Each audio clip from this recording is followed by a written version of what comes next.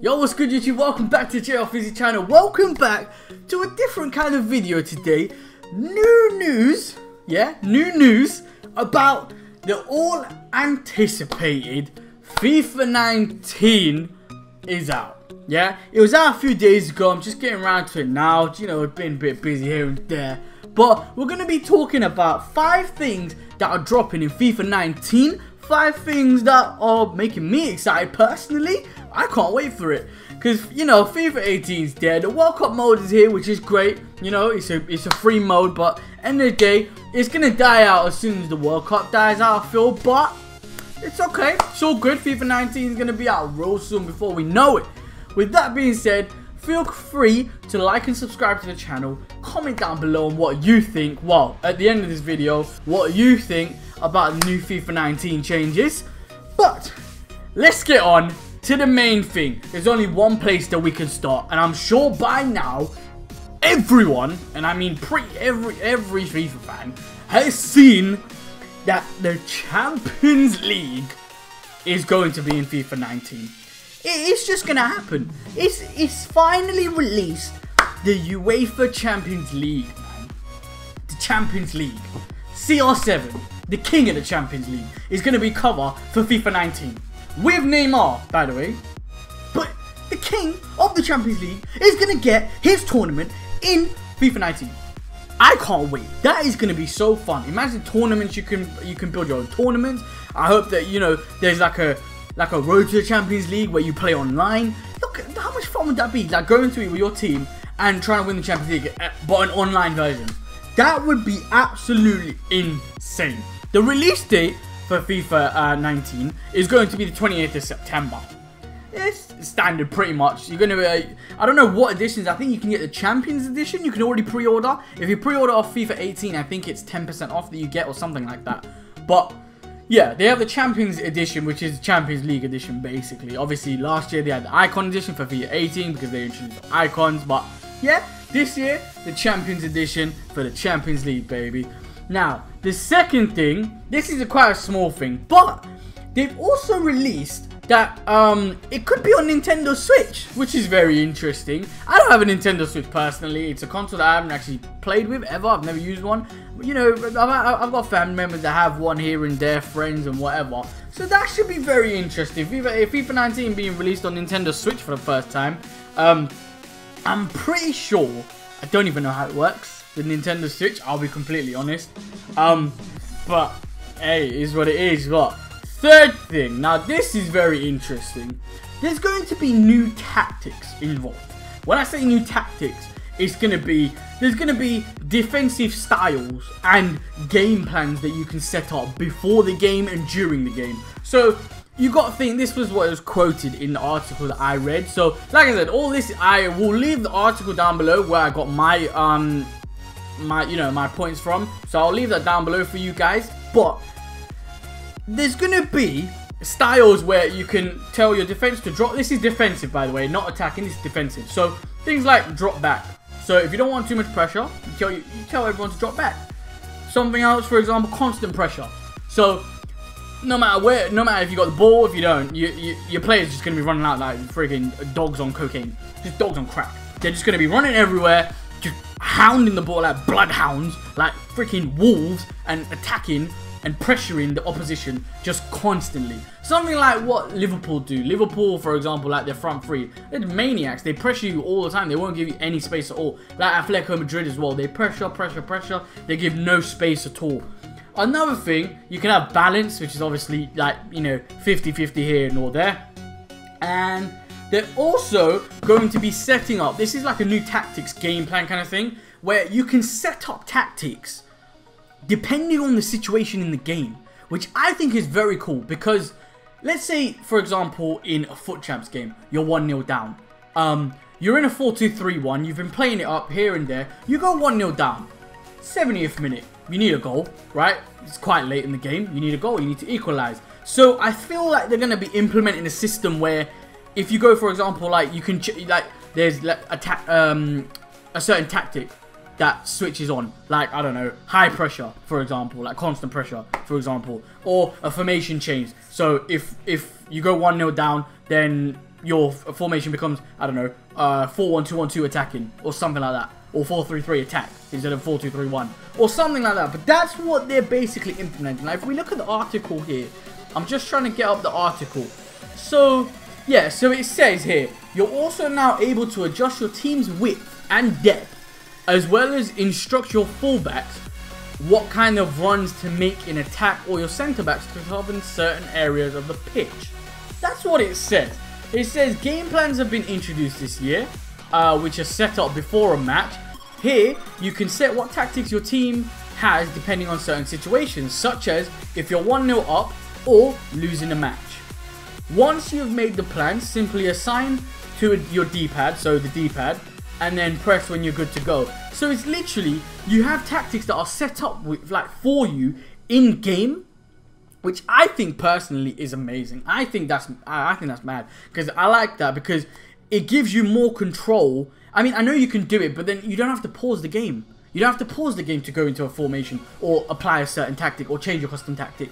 It's kind of already set up, which I like. I like that idea. Less stress. Well, not less stress, but it's quicker. It's more efficient. So I really do agree with that. Also, they also said that the passing is going to feel reworked. So it's going to feel more natural, which personally for me will be very, very interesting. And they're also introducing a new type of finishing, which is called the sweet spot shot. The sweet spot shot, basically, yeah. So that means that, let's say if you're crossing the ball and you want someone to hit it first time, if you get the timing right when you press shoot, it will fly into the top corner. The sweet spot, top bins, basically, top bins. So that will be very interesting. It also says here in the same article, if I can just get it up. Right, okay, so it also says here, if you tap circle or B, as you shoot, whatever your shoot button, if you tap your shoot button, just as your foot hits the ball, you massively increase the chance of striking it into the top corner. It's all about timing, so if you get it wrong, you'll be punished with a scuffed shot. Now that's just peak. Imagine trying to like do a first time boozer and it goes bleh. So that's quite interesting. And it also is like I said, the passing is supposed to feel more natural, and they're introducing this touch, like this new touch. I don't know what the actual word for it is. Like, okay, wait, can I don't know if I can see it. They're going to implement an active touch system which allows better first touches from different parts of the body, which again will be very interesting, because I know people in FIFA 18 had a problem where sometimes you feel like, because when the gameplay is like heavy, your players are taking stupid touches. You got R9 who's in the bounces, just put like R9, Pele, Maradona, all these players, Messi, like Ronaldo, Eden Hazard, Messi, all these random players that have such high control, high ball control, high dribbling, high composure, all these things. They're taking all these random touches and you're thinking, what? What is this? What did I pay for? So that should be interesting to see how that works.